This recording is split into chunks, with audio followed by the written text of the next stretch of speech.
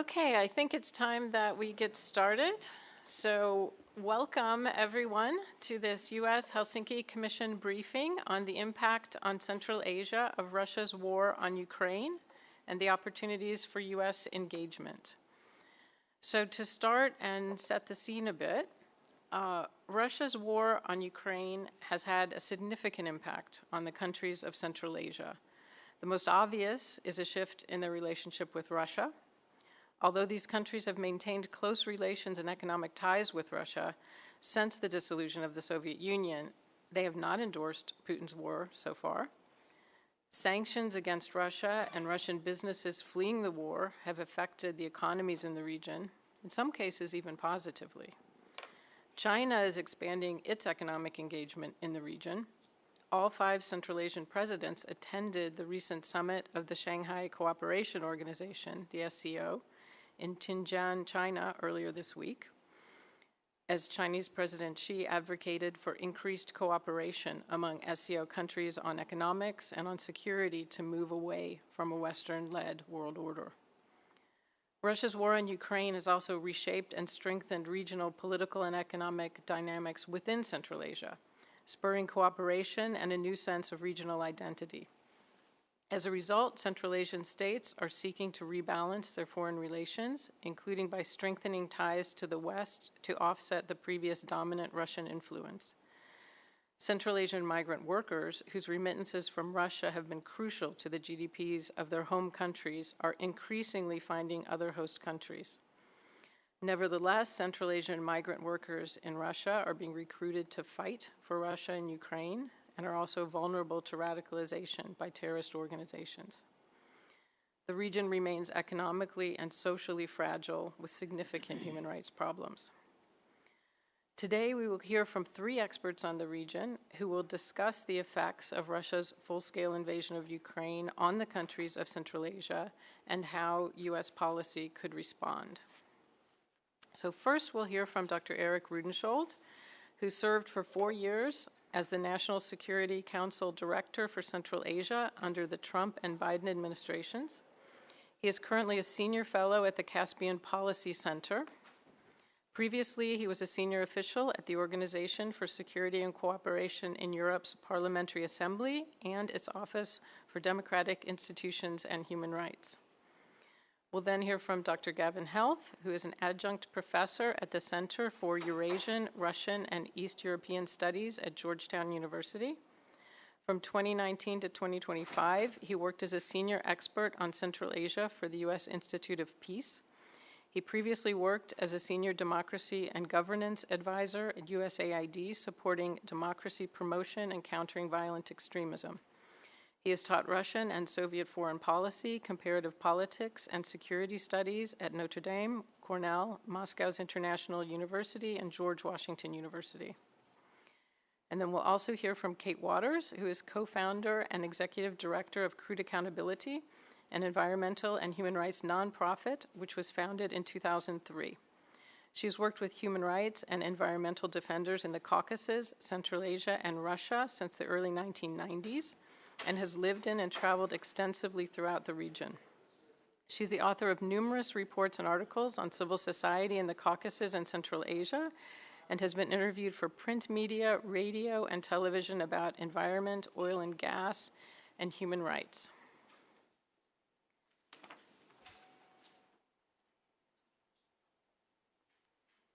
And we're also welcoming Mr. Cohen, please.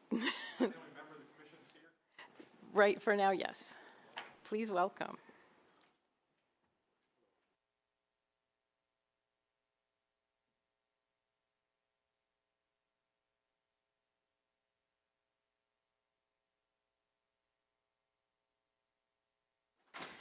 So, Mr. Cohen, we've just done the introductions of our speakers, but we haven't started speaking yet. If you would like to make a statement, you would be welcome to do so now. Thank you very much. I'm sorry I'm a little late, but we're getting out of here today, and any of you who had a chance to go to Memphis would want to. This is an important hearing, and it's an important issue. And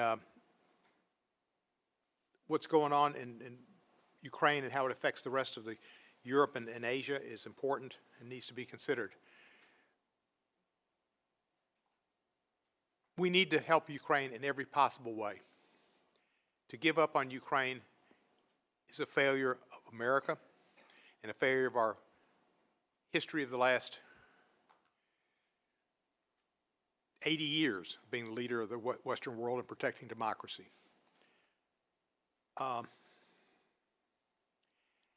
I don't know if a prostitute in Moscow peed on President Trump, but I do know that President Putin peed on him in Alaska. And that was a disgrace to our country and a failure of American diplomacy. We laid out a red carpet. We had a flyover in his honor. He was waved to and applauded by our president, and he did nothing at that meeting or since to show he has any interest in peace or in not killing Ukrainian children, civilians, women and men. And while President Trump told President Macron, I know this may be a little hard to believe, but I think he really wants to do this. He wants to do it for me. It just shows how solipsistic our president is. President Putin wants to do things for Peter the Great and for Catherine the Great.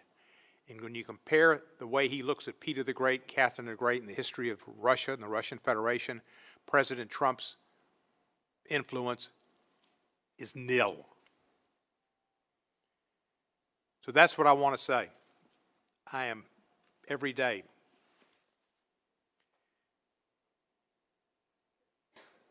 sorrowful about the Ukrainians who were killed, the children. I saw yesterday a children and a mother who were being buried in Kyiv.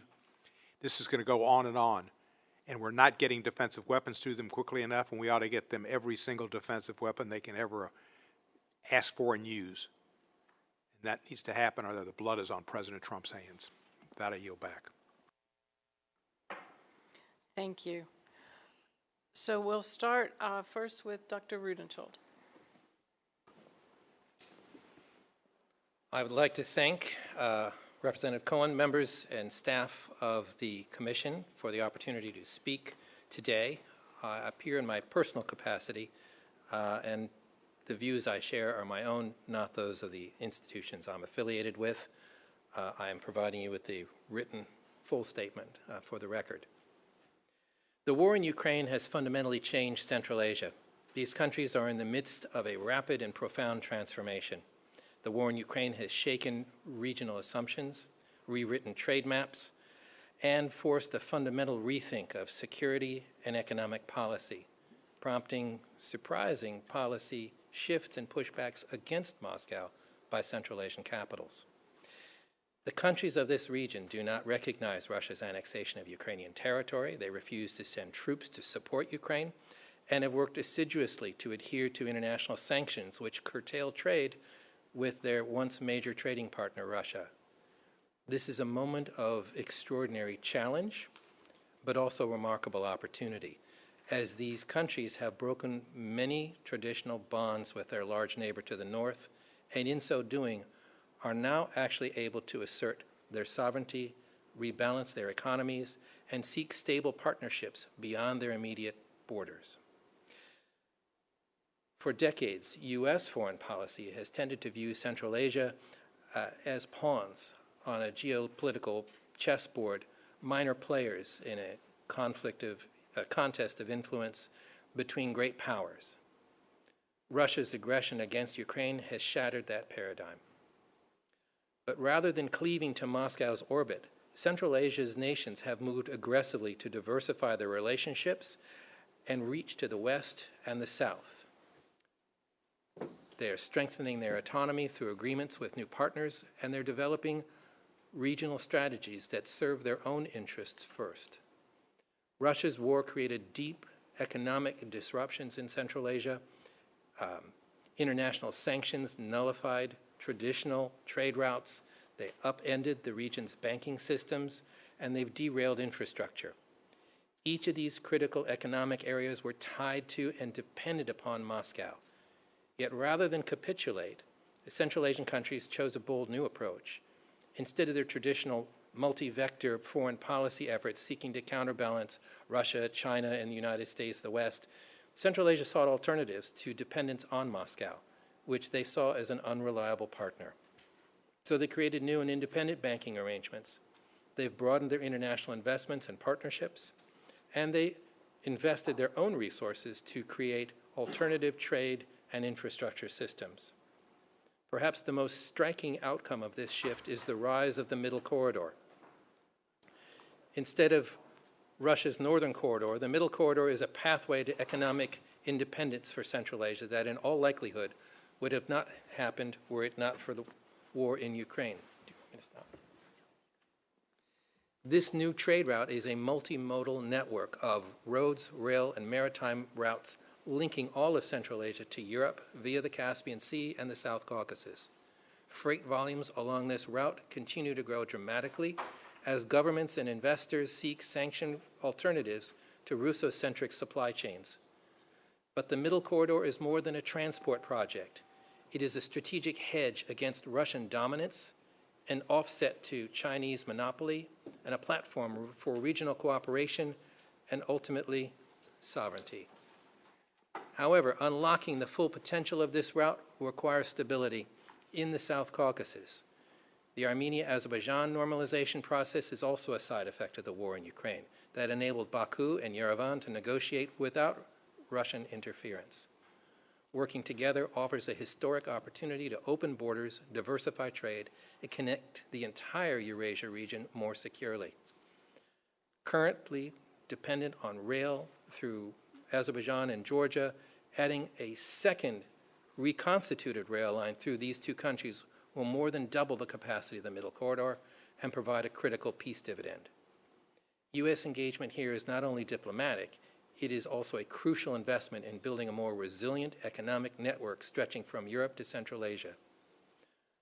What we saw from Central Asia during the first Trump administration was a desire to counterbalance the corrupting influences of Russia and China. Now we see these countries looking for alternatives to predominantly doing business with their big neighbors.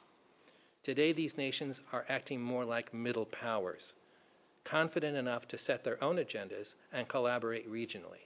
Yes, they will still do some business with their large neighbors, but are on their own terms, not as zero-sum deals dictated to them by Moscow and Beijing. So why should it matter to the United States? A sovereign, connected Central Asia is a moderating force that limits Russian leverage, provides alternatives to Chinese control, and supports global trade security. This creates the basis for a new era of greater U.S. partnership and investment. Oil, natural gas, uranium, strategic minerals, and rare earths are found in Central Asia in abundance, providing an opportunity for U.S. collaboration that can transform this region into a global economic powerhouse. And certainly stability and economic opportunity in this region reduce the risk of extremism and create stronger partnerships in an area that sits at the crossroads of Europe and Asia. To seize this moment, I offer 5 policy recommendations. First, anchor U.S. support for the Middle Corridor. This means investing in infrastructure, working with U.S. businesses, as well as your European and Asian partners, but making connectivity a core of U.S. strategy. Second, upgrade the C5+1 framework on its 10th anniversary to C5+1 2.0, potentially by adding Azerbaijan, even Armenia and Georgia to the structure. Add permanent staffing, expand its focus to include not only economic and energy issues, but also digital security, infrastructure finance, governance. Third, treat Armenian-Azerbaijan normalization as a key element of corridor development that will turn the South Caucasus and Central Asia region into a massive trade hub. Without the new rail line connecting Baku and Yerevan, the Middle Corridor's development will likely stall, and current gains may wither. This trade route needs to grow and expand in order to be cost efficient, in order to compete against Russian infrastructure when the Ukraine war ends. Fourth, work to diversify Central Asian economies by supporting the next phase of U.S. investment in strategic minerals and manufacturing. Over-reliance on hydrocarbon extraction leaves these states vulnerable, and economic diversification builds resilience. Finally, reframe U.S. engagement around sovereignty and partnership, not competition. Central Asia governments are not passive actors. They seek balanced, constructive relationships, and the U.S. can meet them on those terms. In closing, the war in Ukraine has made clear that sovereignty and independence are not principles for Central Asia, they are necessities. Central Asia is a region reasserting agency, forging new connections, and seeking global partnerships, developing strategic autonomy. This is a pivotal moment for the United States to act. Engagement with Central Asia on its own terms offers the West an opportunity to demonstrate that the U.S. is not conditional on alignment against China or Russia, but rooted in respect for sovereignty and choice, which is precisely what this region wants. Thank you for your time, and I look forward to your questions. Thank you very much, and I would like to welcome Representative Doggett, who has joined us. Mr. Doggett, would you like to make a statement before we proceed? Okay. All right, then we'll go to Dr. Helf.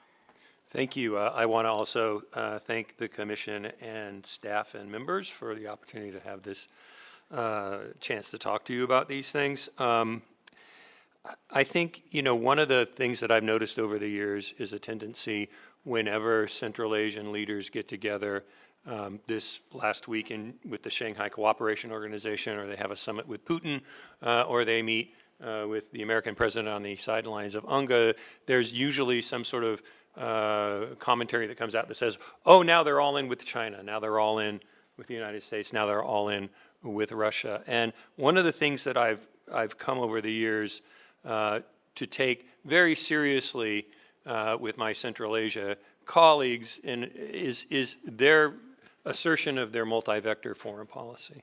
It's critical for countries that are landlocked, in the case of Uzbekistan, double landlocked, to be friends with all of their neighbors and all of their neighbors' neighbors.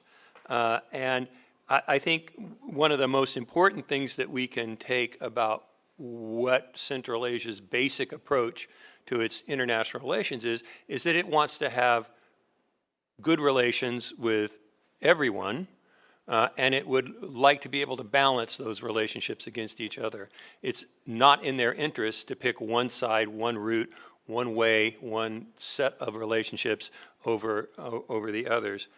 What the invasion of Ukraine has done for the Central Asian states over the last few years is made sitting on that fence sharper. The fence that they sit on is now a lot sharper than it used to be. The good news, I think, from this is that they're always going to be interested in engaging with the United States. They are always going to be interested in commercial and strategic and diplomatic initiatives from the side of the United States. And they're always going to be willing to keep that relationship as strong as possible. There are some opportunities here. The first opportunity that we have is while Russia is distracted and engaged and focused on Ukraine, while China is trying to make sense of what it wants to do in the region, it offers us the opportunity to help them balance that multi-vector foreign policy. So right now, very much it's a three-legged stool, and they've got a big leg on Russia and a big leg on China and a very tiny leg with the rest of the world, with the West and especially the United States. How do we help them build up that? This can express itself as taking advantage of this situation to help them rebuild their relationship and their connectivity to the outside world in ways that are more balanced. So this has to do with, as Eric's talked about, how do you get your goods and your services out? How do you get your oil, your gas, your products out in a way that's not dependent on Russia or China? So that's your middle corridor. How do you find alternate destinations for the labor migrants that come from Central Asia other than Russia? So these countries are very dependent on labor remittances from Russia. Can they find other places to send their workers, including in the long-term perspective, perhaps even Ukraine, where they can find a way to be dependent less on Russia. There are also very important questions about Central Asia's future that I think we are in a unique position to help with. One is, as Eric hinted at, what are these countries going to do in the future when the oil and the gas run out? What are they going to do when selling oil and gas is no longer going to cover all of their expenses? Well, one of the things that they're looking at is alternatives, and they have resources that are important to us, like I would especially talk about uranium. Kazakhstan and Uzbekistan together produce more than half of the uranium that's produced on this planet. American nuclear reactors, to this day, even in this situation, still import nuclear fuel rods from Russia and Rosatom, and most of that is a reworking of Kazakh uranium. Uranium is an important part of a future economy that looks at nuclear, that looks at cleaner energy, and Kazakhstan is in a position to do more in its nuclear fuel cycle than simply export its uranium to Russia or China. It provides an opportunity for the West to give them an alternative to selling oil and gas. I think the second, opportunity number one is how to help these countries reconnect to the world in a way that's more balanced. Opportunity number two is to take advantage of what the momentum created by the invasion of Ukraine for these countries to work together. And I think it's amazing when you put the pictures side by side, but the presidents of these countries, these 5 countries, have been, over the last 2.5 years or so, meeting with foreign leaders as a group together. All 5, they go on tour. They meet, they met with President Biden in New York. They meet with Putin as a C5 plus R, C5 plus Russia. They meet with Xi Jinping as C5 plus C. They've met with the European Union. They've met with the Gulf states, all 5 of them together. They're very much looking at ways that they can build their relationships together without creating seams between them. When they don't work together, it offers opportunities for outside actors to get into the seams and to take advantage of the situation.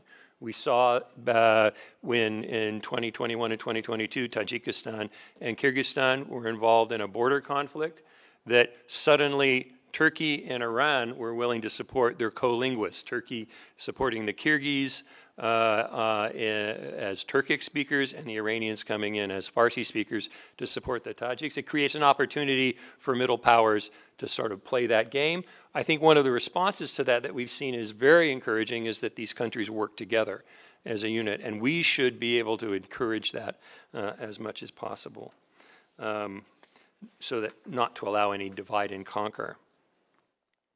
Another thing I think that's really important as to what's happened since the invasion of Ukraine that's different is while in the past we always talked about the great game, US, China, Russia, what we've seen more and more since the invasion of Ukraine is the importance of regional powers.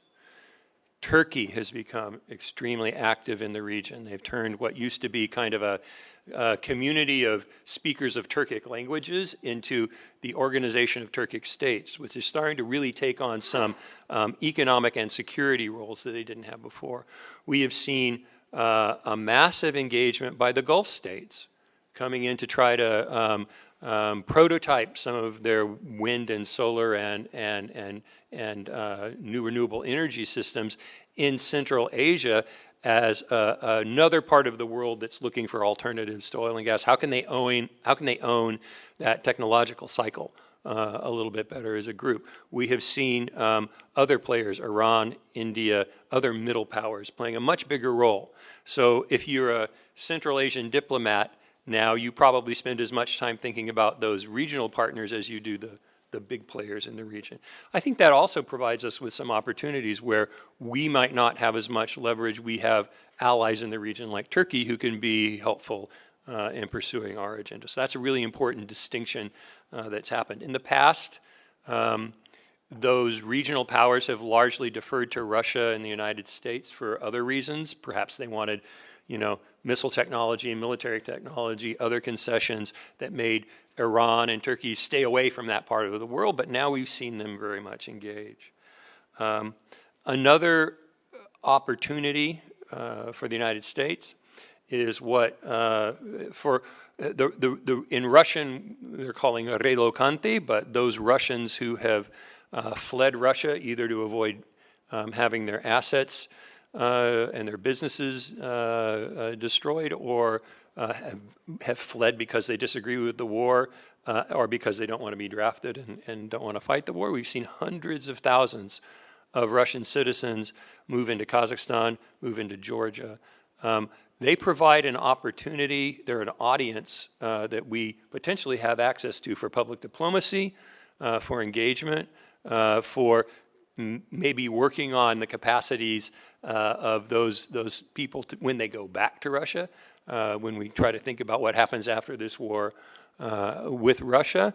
And they also are still a group of people who are in contact with their relatives at home who provide an audience, a direct access to the Russian population as well.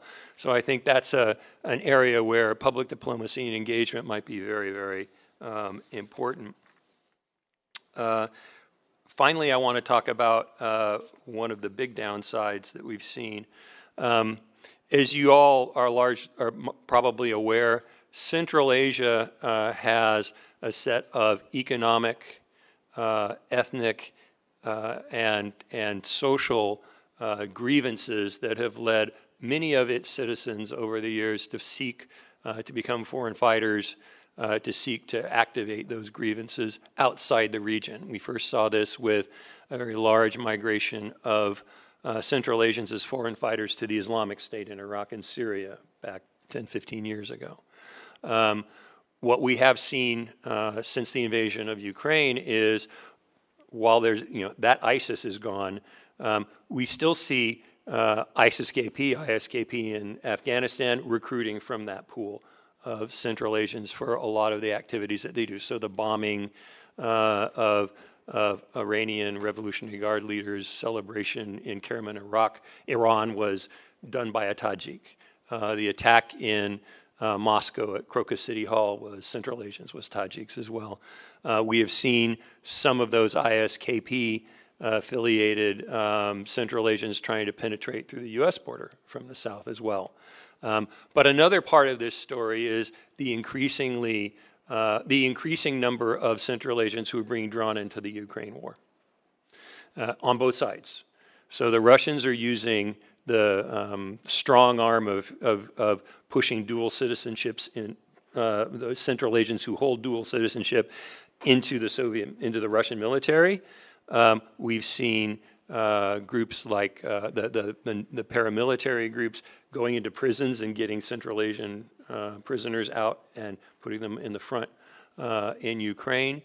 We have seen pressure on labor migrants to work digging trenches and doing other support functions in Ukraine. And then we have seen Central Asians appearing on the Ukrainian side in some of these conflicts, even to the point that a few months ago we saw in Kazakhstan the arrest of someone who was trying to recruit Central Asians to fight for the Ukraine side on jihadi websites that had traditionally been used to recruit people to fight as Islamic extremists. So as long as those grievances exist, as long as there is that excess of grievance in Central Asia, we may still see that is something that I think the United States needs to track and pay a lot of attention to, because it not only affects the homeland, but it also, in the long term, may lead to some blowback in the region about what the conflict produces in Ukraine. So with that, I'll end. But those are sort of the good news and bad news that I've got from this story. Thank you very much. And Kate Waters. Thank you very much. And again, thank you to the Commission, to the members, to the staff for the opportunity to be here. It's an honor to be on this panel. I'm going to focus on a little bit of a different aspect of what's happening in Central Asia on really two issues this afternoon. I'm going to look at civil society and shrinking civic space in the Central Asian countries, and also look at the impact that sanctions, particularly on fossil fuels, and we've been hearing about them, are having on the energy sector as viewed through the lens of environment and climate.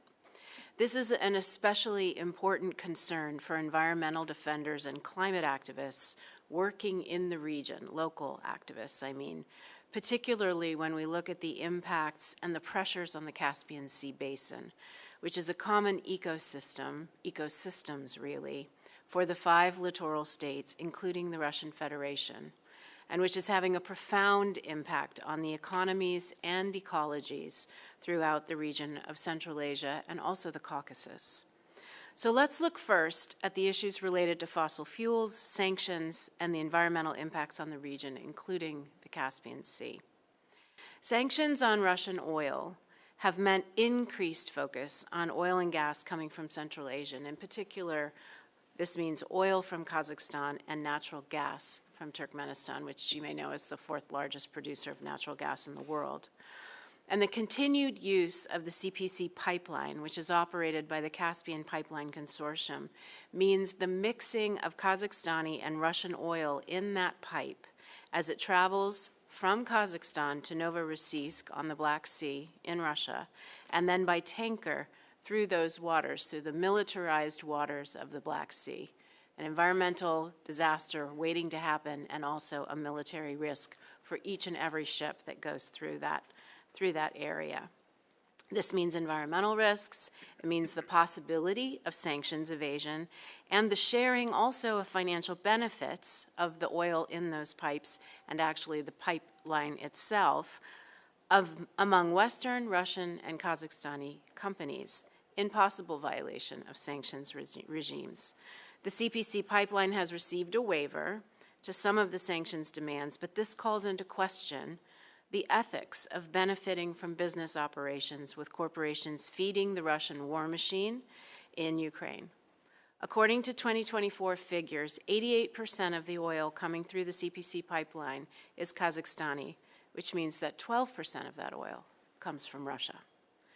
Kazakhstan's been working to decrease its exports through the CPC pipeline, which are primarily coming from 3 major fields, Karachaganak, Kashagan, and Tengiz, all in western Kazakhstan, in favor of exporting through the Baku-Tbilisi-Ceyhan pipeline, which starts at the Sangachal terminal in Azerbaijan. However, contamination in the pipeline this summer has caused Kazakhstan to increase its export through CPC again. It's unclear how long this contamination issue will continue, but it puts Kazakhstan at risk. And equally important, it puts U.S. oil companies at risk as well, since they are among the majority shareholders at all 3 of the major Kazakhstani oil fields that I mentioned earlier. So while we call it Kazakh oil, we're really talking about major U.S. investments in Central Asia at significant risk and vulnerable to the whims of the Russian Federation. In addition, expansion of oil and gas fields in Kazakhstan, at Tengiz and Karachaganak, for example, has meant that the country and its fossil fuel partners is significantly investing in its oil and gas projects and turning away from its green energy goals. This is unfortunate in the context of the climate goals set during COP28 and 29, and is a lost opportunity for U.S. energy companies to contribute to the green energy growth in an area that could be moving forward quickly and robustly, including in wind, solar, and other greener technologies. And while the U.S. is continuing to make massive investments into fossil fuels, the Chinese and others are investing heavily in green energy, including solar and wind, particularly in Kazakhstan, but also in Turkmenistan. Against this backdrop of steady oil and gas export, concerns about the environmental consequences of fossil fuel extraction, production, and export continue to hold the attention of civil society activists throughout the region, and particularly in Kazakhstan. The campaign to save the Caspian Sea is one of the most visible campaigns, but far from the only one. Activists, particularly in western Kazakhstan, where the brunt of fossil fuel development is felt most acutely, continue to monitor the impacts of oil and gas development. The troubling shrinkage of the Caspian Sea, brought about by a variety of factors, including climate change, and exacerbated by oil and gas extraction, is a stark reminder of the irreversible damage that can occur. Central Asians are acutely aware of this fact, having witnessed the desiccation of the Aral Sea during the Soviet period.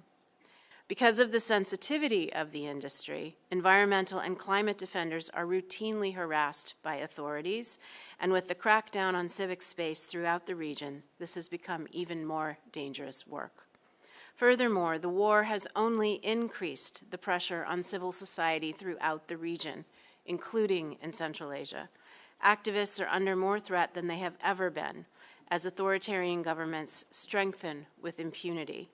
Putin's hold on Russia and the crackdown on civic space in the aftermath of the full-scale invasion are felt throughout the region. Legislation that mimics Russian anti-civil society laws threatens civic groups, including environmental and climate defenders, as well as labor, independent journalists, and other activists who work with unions and oil workers. In addition, the influx of civic activists from Russia, many of whom have fled and are fleeing, repressive legislation, and a continuing crackdown on civil society organizations and activists has only increased pressure on activists in the region more broadly. This pressure includes harassment from the authorities, but also competition for resources, including from Western funders. And with the severe reduction of U.S. foreign assistance over the past 7 months, this has made the situation even more troubling. Perhaps most troubling of all, however, is the weakening of support for civil society in international arenas in which civic actors have traditionally felt support and like-mindedness from international actors and relied on that support for their own safety and security. So what can the U.S., including the Helsinki Commission, do in this environment? Continuing to support Ukraine is critical, not only to stop the tragic devastation of the war, but also to hold firm with our allies throughout Central Asia, both governmental and non-governmental. The best defense against Russian aggression in Ukraine and elsewhere is a strong and vibrant civil society throughout the region, including, and perhaps especially, in Central Asia. Providing support to civic actors in Central Asia, whether through civil society programs, educational exchanges, professional trainings and expert seminars, or other engagement, is key. The U.S. has been seen as a trusted and long-standing partner. We need to continue that relationship. Supporting democracy throughout the region means supporting civil society, including youth. Whether through grants, professional trainings and exchanges, or the other types of activities I just mentioned, having an ongoing presence is crucial. And support for the rule of law, independent journalism, independent civic activists, education, climate and environmental defenders, and others building free and democratic societies is critical. The U.S. has traditionally been a leader in this sphere and must continue to support democracy in Central Asia and in the region more broadly. Thank you very much. Thank you very much. So we're going to move now to question and answer session, and I will open it up to questions from the audience, so start thinking. But before we do that, Mr. Doggett, would you like to either make a comment or ask a question? Perhaps a little of both, and thank you very much for the comments that each of you have offered, very insightful. I think, Ms. Waters, I want to pick up on where you left off. Certainly, first, in looking at all these countries on independent journalism, because there seems to be absolutely no interest in independent journalism in any of them. I note the kicking out of Radio Free Europe and Radio Liberty in Kyrgyzstan, and the recent rejection of credentials in Kazakhstan for independent journalism. Is there something I'm overlooking? Is there, I can extend it to your colleagues, but is there any place that we're seeing true respect for freedom of the press in any of these countries? Thank you for the question. I think you're absolutely right that there has been, particularly in the last couple of years, increased pressure on independent journalists. Kyrgyzstan is a good example. Kazakhstan is another example. We have Turkmenistan, where there is virtually no independent press to speak of, and in fact, journalists who work with organizations like Radio Liberty, Radio Free Europe, Radio Liberty, and other Western media outlets risk being imprisoned, disappearing, being beaten up, being threatened in many ways. So I would say, no, I mean, maybe my colleagues have some specific examples that I'm not aware of, but we're seeing this steady deterioration throughout the region with regard to independent journalism, independent civic activism, respect for the rule of law, democratic support, challenging the authorities in any way. And of course, independent journalism is sort of the backbone of that, and I think, you know, the major threat to authoritarians. I have those concerns, as well as all the concerns you raised about the environment for our country, as well as those countries. And it's very troubling that one of the most recent so-called pocket rescissions of the president was directed directly at democracy promotion programs of the type that you say have made a difference in the past. You know, my questions really go to human rights more generally. When you say that this is a time when activists face more threat than ever, is this then not a time, as several of these countries have repeatedly requested, that they should be relieved of all their obligations under Jackson-Vanik? That's a tough question, and I don't know, maybe my colleagues have some answers too. I think we need to hold these governments to account. I don't know, honestly, how effective all of the various types of sanctions can be, but I think we have tools and mechanisms like Jackson-Vanik in our pockets, and we should consider them and we should use them. The situation is not, what I would say is the situation, in my experience, does not get better when we sit back and wait. It does not get better when we see a tiny, minor opening and think, oh, maybe we need to give them a little bit more time. We have standards, and we should hold ourselves and our allies to those standards, particularly when it comes to democracy, particularly when it comes to the rule of law. Thank you. Sadly, this administration seems to have no interest in these issues, and it's unfortunate. One more answer on Jackson-Vanik. So I think Kate hit the nail on the head. Jackson-Vanik is a difficult problem. This was a piece of legislation that was adopted specifically for Jewish purpose. immigration in the Soviet era. Right.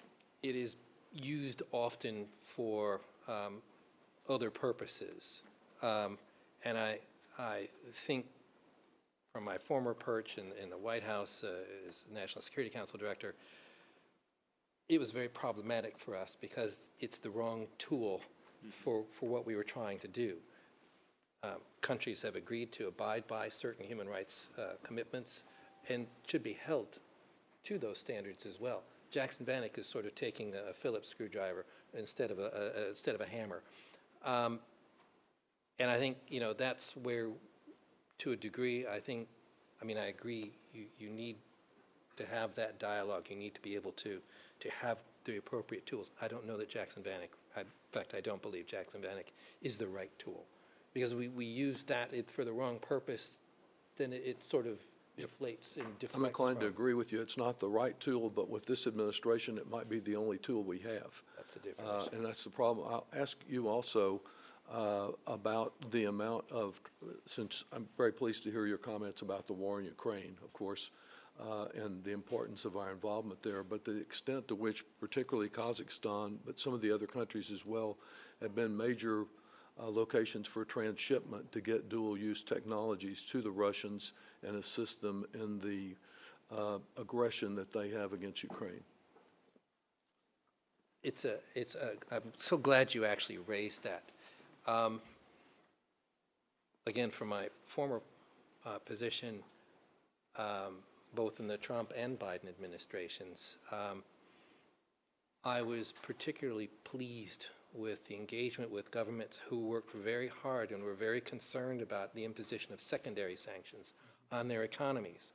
And in fact, a couple of them literally had our OFAC people on speed dial to raise issues and concerns with them, and there was a great partnership there. The problem is they're not in control of everything that's running through their countries. And so one of the challenges and one of the opportunities for partnership with them is to be able to help enfranchise them, to be able to monitor more of what is going through their countries.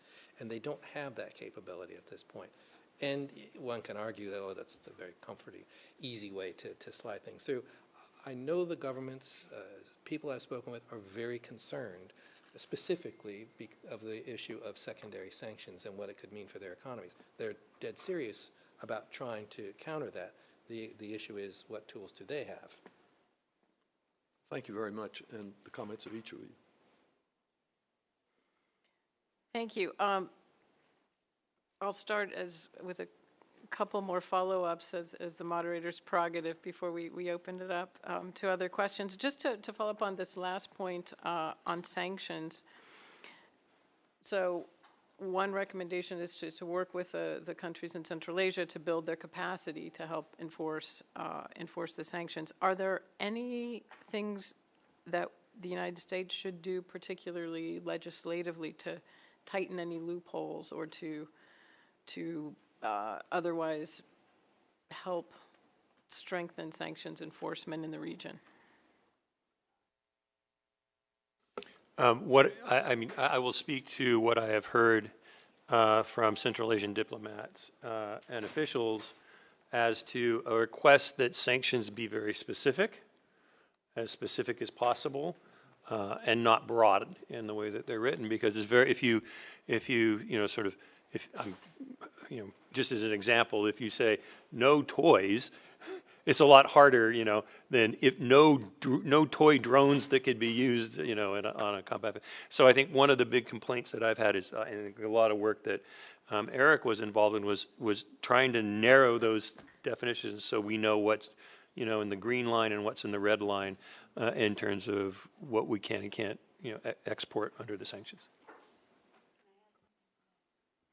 I want to just add one point here, a little bit broader maybe than Central Asia, but in terms of effectiveness with sanctions, particularly with regard to oil and gas. And as I said, it's a broader issue, but when we start talking about oil and fossil fuels being transported over the seas and over the oceans, this is a tremendously opaque area for trade.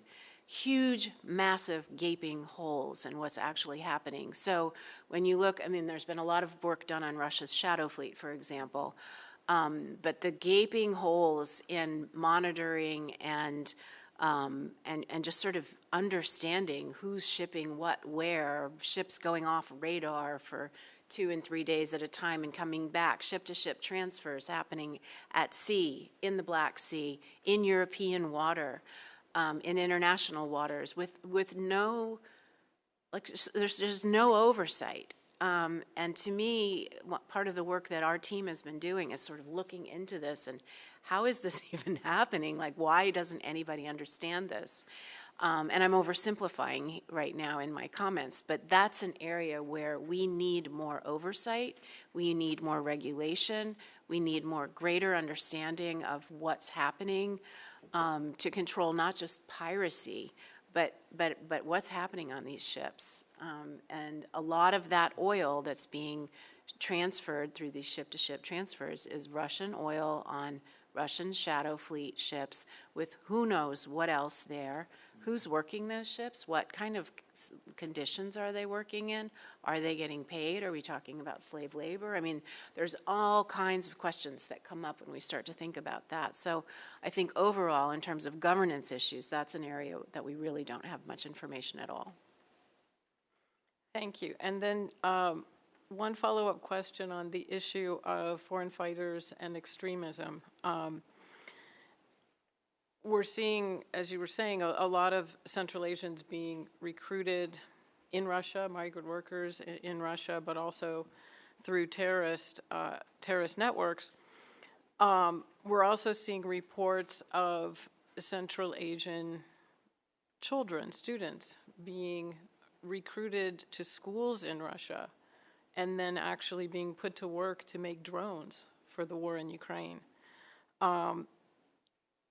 When the Central Asians that are fighting on either side return, or if they return to a terrorist network like ISIS, they'll return with skills of working with very modern war technology, with drones, with other things.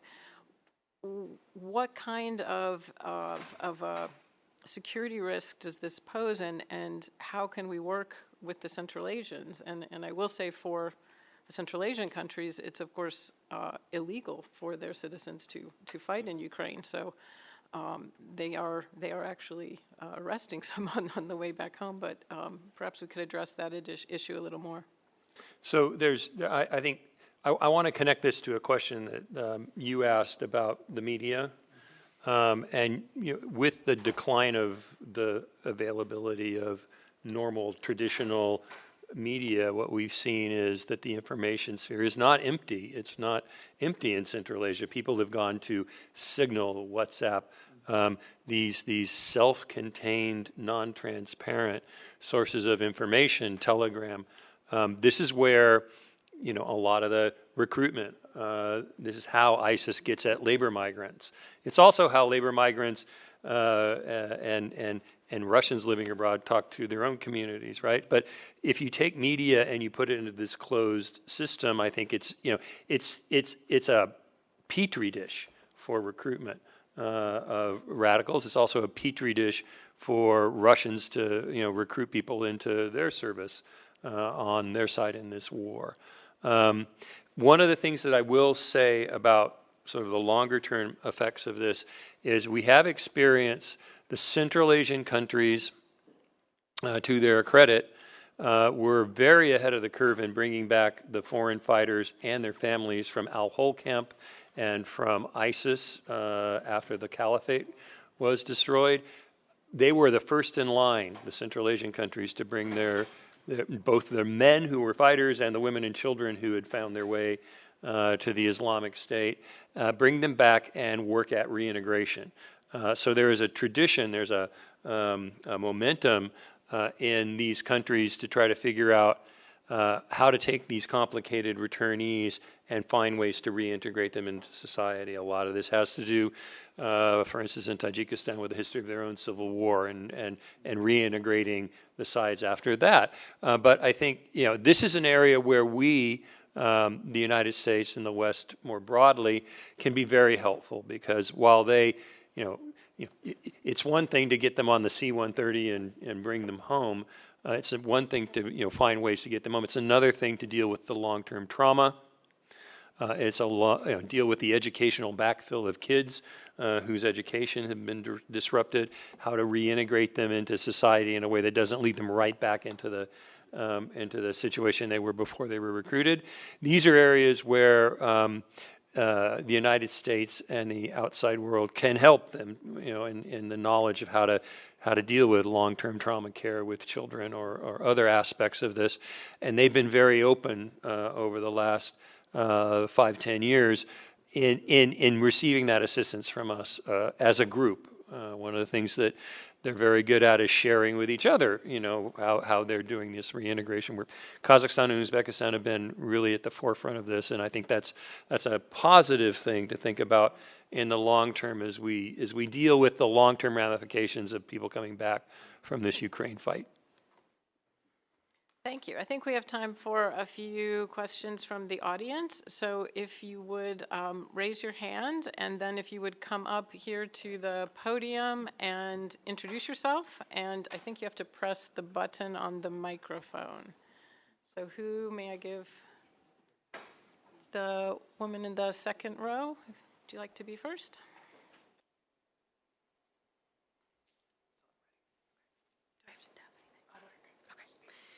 Hello. First of all, good afternoon, and thank you for coming in. All of you are obviously experts in your fields, and I really value getting to hear you. My question is kind of pertinent to one of the initial things that you referenced, and it is with economic diversification in these countries. How would you, if you were to recommend directly to policymakers, advise that Congress could directly incentivize U.S. businesses to invest in these countries, especially with competing with other countries who have more state-centralized systems of investment and are able to utilize that currency more directly in certain ways. How would you incentivize U.S. businesses to invest, as well as policymakers to potentially take government funds and put it into these countries? Good question, and could you introduce yourself? Oh, sorry. My name is Miss Julia Grace. Thank you. Okay. Great question. Unfortunately, we lost probably our greatest tool of soft power using USAID and other programs which promoted engagement between U.S. business and helped foster relations with these countries overseas. I think returning some kind of funding, I suppose at this point now, to the State Department to be able to actually target opportunities for U.S. business.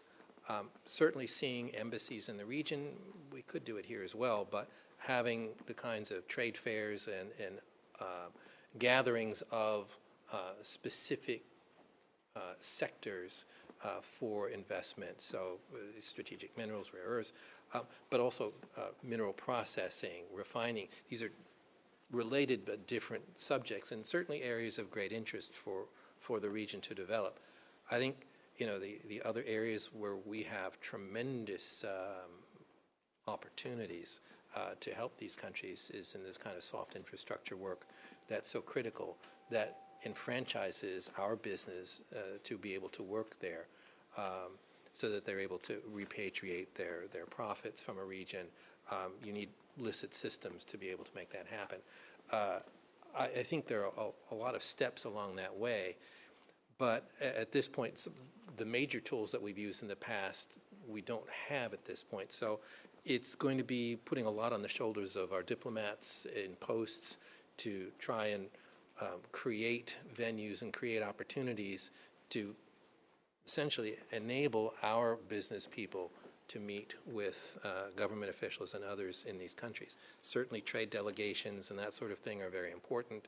The White House has signaled an interest in this sort of engagement, but making it work obviously is something that will require kind of a focused attention and potentially a strategy. Thank you very much. So I see Dr. Peyruz on the front row.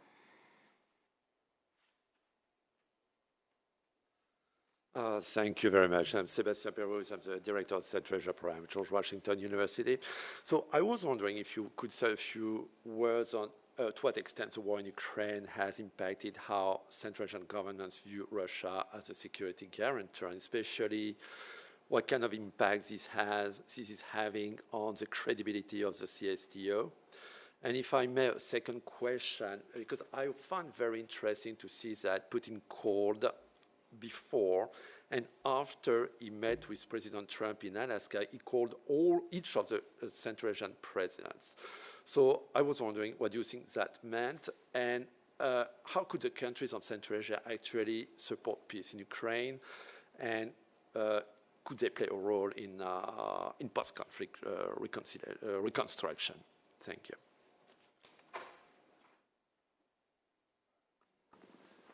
Another good question. I think the Central Asians have watched the war in Ukraine unfold. The second invasion of Ukraine was very much an eye-opener, a slap in the face for Central Asia to appreciate that Russia was not a faithful partner and would not abide by its international commitments that they'd made with each other, the Alma-Ata Convention 91. But I think when we watch the Central Asians at this point watch what's happening in Ukraine, you watch them diversify their own military procurement systems at this point, they're going elsewhere. All 8 countries of Central Asia and the Caucasus now have drone manufacturing capabilities of their own.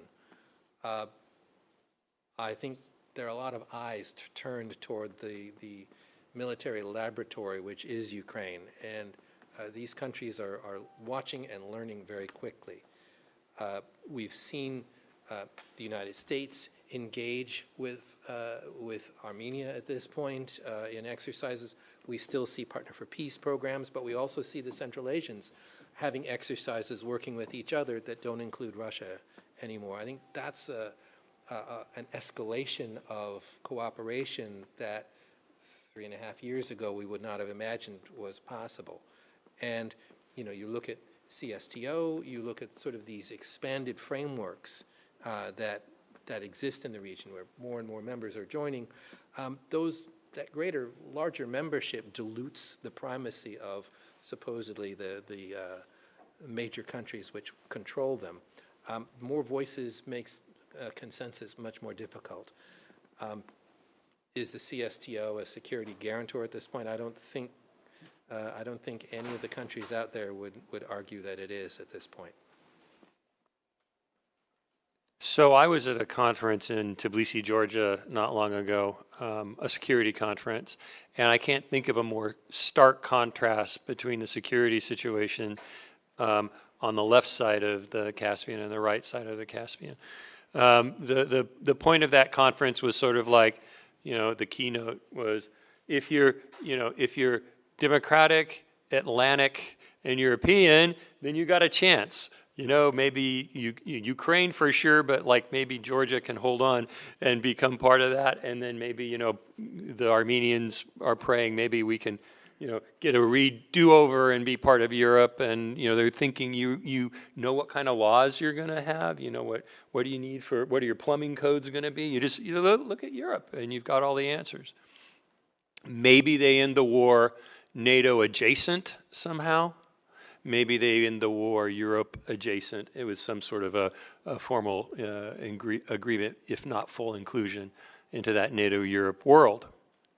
Maybe not, but that's the conversation. I was sitting next to a Kyrgyz scholar that I had brought to that for a Central Asia panel, and he sort of looked at me and he said, "Should we just go to lunch now? Because we're not European, we're not Atlantic, and we're not democratic."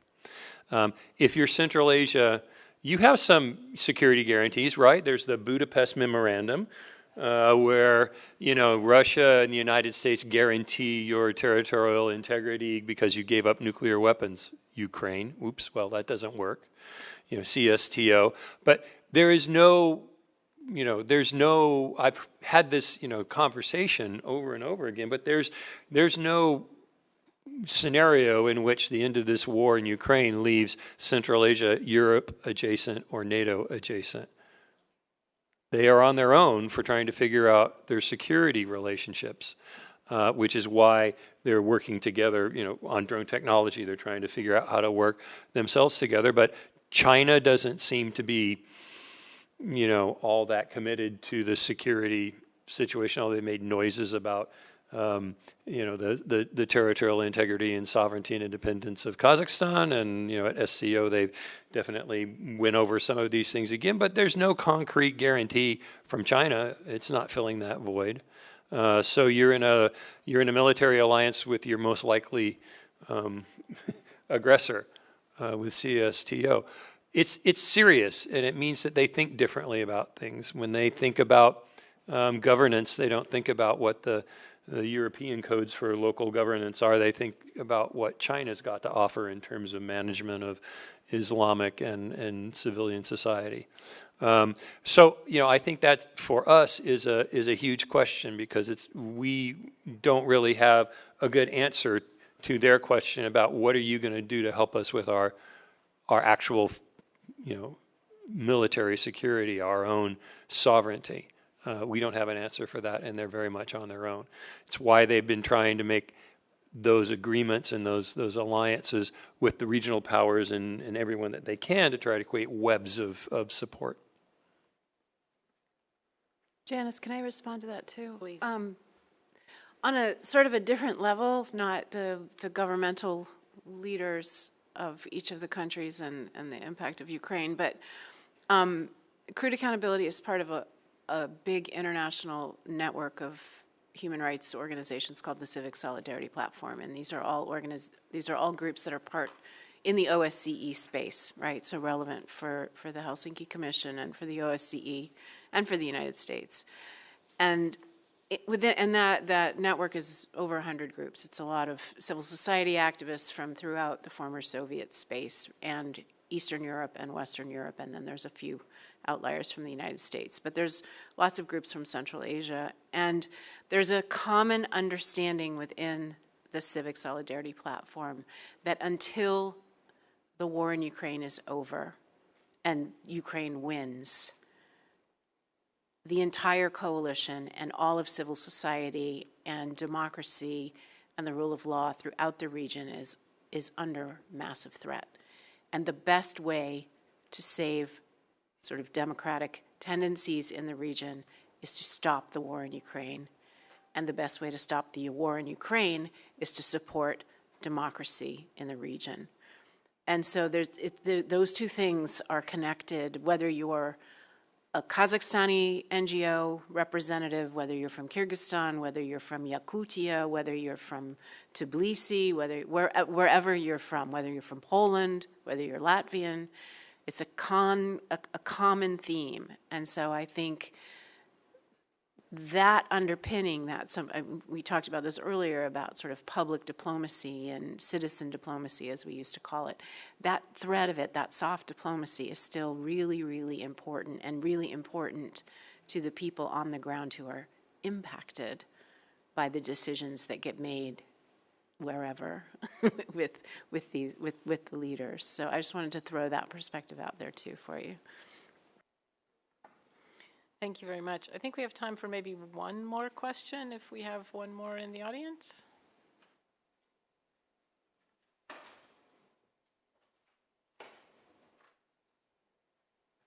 Thank you so much, Bhakti Nishano with the Helsinki Commission. Two quick questions. Last week I saw IMF said Kazakhstan now has overtaken Russia in GDP per capita. So that's that seems like a big deal. You look at the region and you'd realize, okay, so this is a region, a huge landmass with, at this point, 90 million people, and Tajikistan has like population growth rate of like 3x in the last 20 years. So, we're looking at potentially in the next 10 years, 20 years, another, million, 10 million, 100 million, 120 million. So it's a huge landmass with economic potential, growing population, and all that kind of good stuff. And you think about it, and this is a point to what, Gavin, you were talking about, you all of a sudden, if you want to make yourself a little bit more protected, isn't it a good idea if there's some sort of loose federation, if there's some sort of a commitment that you would come to each other's help if the biggest aggressor to the north, which, let's be clear, Russia has been saying the same thing about Kazakhstan that it's been saying about Ukraine, that Russian speakers are discriminated there, that, people are this and that. Every single talking point that Russia had used for Ukraine, and when we talked about it, people would make fun and say, Russia would never attack Ukraine. They are using every single talking point for Kazakhstan. They've used it for Uzbekistan. They've done all of these things. So in your conversations with these Central Asian political leaders, is there this thinking, is there this sort of idea that, I think, Gavin, you'd mentioned that, they're coming to these meetings together, right? And I think it's a bit of a sign. It's a departure from what we'd seen in the past. But it does seem like no one's going to come to their help. Will they come to each other's help? Is there any thinking like that? That's first question. The second question to any one of you really is, I was in a conversation with a mover and shaker in one of these countries, and he said it's inevitably always a he, but he told me, look, make no mistake, despite the publicly they may not say these things, but the political leadership is firmly in support of Ukraine. They are in support of Ukraine. They do want Ukraine to win. It's just that, all of the economic issues, everything, migrants and millions of people so make no mistake, and it was a little bit reassuring. Obviously, it would have been good if it was a little bit more public, but a question that I have, do we have any data about how people on the ground feel about this? Because for decades, obviously, Russia has been sort of that north, shining star. Because I think that's a longer term, that's how we get to real change in that region. Anyway, thank you so much. Okay, let me do a quick response. Yes, I would say, they are sympathetic towards Ukraine, but they don't bring that out publicly. This is part of what I've been talking about in terms of, with a multi-vector foreign policy, a balanced foreign policy. You try not to comment on things that are not of direct import to you. They also are generally sympathetic toward Uyghurs, but they're not coming out with strong statements on Uyghurs. I imagine, you could say the same of what's going on in Gaza, but they're not going to come out with statements on that because that's not of immediate import to what they're doing. As to the populations, there have been some public opinion surveys. I think, to summarize, it's a little bit different per country. Kazakhstan is a little more wary of what's going on in Russia. Kyrgyzstan, it's very 50-50. But there is about a 50-50, maybe 60-40 split of people who support Russia because of the predominance. What news media they do have is, ORT channel, USSR channel 1, so they're exposed to that. This has been a problem for RFARL and USAID programming for a long time, which is that they get most of their information about the outside world, not Central Asia. The outside world they get through Russian media. So, Kyrgyzstan doesn't have correspondence in Buenos Aires. So anything they learn about Argentina is going to be through that, that Russian lens. So it's pretty evenly split, and you hear stories of, Ramadan and Nowruz celebrations, the equivalent of Thanksgiving dinner here being, a political fight. You get that, you hear that in Central Asia where, people are on both sides. You see, in some cases, the villages where you've got young men fighting on both sides. So this is different than ISIS in Syria and Iraq, which might have well been Mars, for all it meant to the people there. This is much more divisive within those societies as a whole. In terms of the first question, coming together, my former students here in the front row know that I've made them take the declarations from the meeting with Xi Jinping, the Xi'an Declaration, and the New York Declaration with Biden, and then the declaration with Modi and the declaration with Putin, and do a side-by-side rack and stack. And you can see them, the Central Asians have talking points which they have agreed on, all 5 of them, and they insert in all of these conversations when they go out and they meet these people. If you want to see what they don't agree on, you look at the communiques that come out of their, in their annual presidential consultative meetings with each other, and they come out and you can see where they're not quite, where they're still working their way to some conclusion. But out of that, was it 3 years ago in Chulpan-Ata in Kyrgyzstan, Kazakhstan came up with a treaty which talks about a lot of things that you talk about. A treaty of mutual support and understanding, where they were doing things like, say, we will renounce the use of force against each other. Uzbekistan, Kazakhstan, and Kyrgyzstan signed it immediately. The T countries, Tajikistan and Turkmenistan, said, well, we got to get that through our parliaments first, which was an excuse, but Tajikistan just signed it. So there is now the beginnings of a treaty. I think the thing to understand here is generational. These countries came out of the Soviet Union and their main task was to define themselves. They'd never been independent countries. It's not like Latvia, Estonia, Lithuania, right? They had never been independent countries, and they spent 30-ish years defining themselves often against each other. I can remember asking, at USAID meetings or something, I'd say, have you, discussed this with any of your neighboring countries? They're like, oh yeah, we talked with Indonesia and India and Poland about this. It's like, what about your neighbors, So they were defining themselves often against each other. And we had sort of personalities with Karimov and Nazarbayev and others that didn't get along with each other. And we had generational change in the leadership. And I think Ukraine has been the catalyst for them to say, maybe we need to think about our Central Asianness, more than our individualness. They've had a generation to define that. The young people in these countries speak, the language. They were born in that country. They weren't born in the Soviet Union. And so now they've got an opportunity to do that. And there's momentum behind that. They don't have ASEAN. They don't have an Organization of American States like thing, but that's not to be excluded in the future.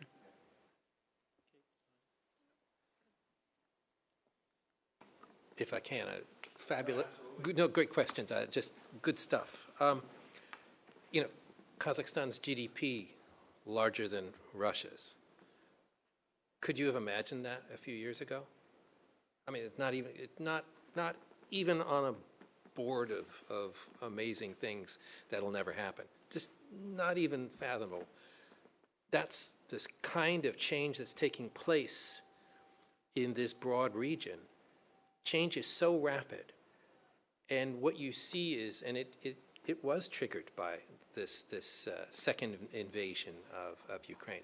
I think the first one was certainly a wake-up call, but this second invasion basically pushed these countries to get into gear, and you see increasing cooperation between these countries on a daily basis. And it's reaching across the Caspian Sea now. And so you have a C5 meeting between the 5 heads of state, which never used to happen. But now they talk to each other. They talk to each other regularly. They go on field trips all over and sign agreements everywhere. But they're used to working and talking to each other now, which they're more comfortable doing that. They raise difficult issues among themselves. They talk about climate change and water usage issues, which we created a C5+1 process in the United States side to be able to raise difficult issues that they couldn't raise among themselves. We would raise it, and then they could discuss it. They're talking about it among themselves now. It's organic that's taking place. They're reaching across the Caspian Sea. Azerbaijan, the president of Azerbaijan, now attends these C5 meetings. We see a peace process taking place. We see Talk to each other. they're all talking to each other. They're all, breaking bread with each other. And that's not something that used to happen at all. Before this war, there was virtually no trade between these countries at all, which seems almost impossible to believe. But now there is just trade between the countries themselves in Central Asia doubles and doubles and doubles again because they're learning to cooperate and work with each other. So are they going to come to each other's defense? They're already talking about it because they do realize who else are they going to call? They are very much a more cooperative group of countries. Your second question, one of the things I think that's really interesting is there is a generational difference. You look at younger people in these countries and how they format their own thinking, what is important to them versus the older generations. Older generations still look to Russia, cleave to Russia to a degree, but younger generations are much more global than their parents or grandparents were. They're much more connected. They've got this, they are plugged in, turned on, they got VPNs, they're ready to go. And, they are more worldly. They're more exposed. Their awareness of what's taking place in the world is much broader. And so they don't have those Soviet-imposed strictures that I think older generations do have. And with that, I think, the prospects for this region to more globally integrate just continue to grow as they age into the system and become more forceful. Thank you so much. Thank you, and thank you to everybody. We're a bit over time, but not too much, so we'll end there, and thank you very much for coming.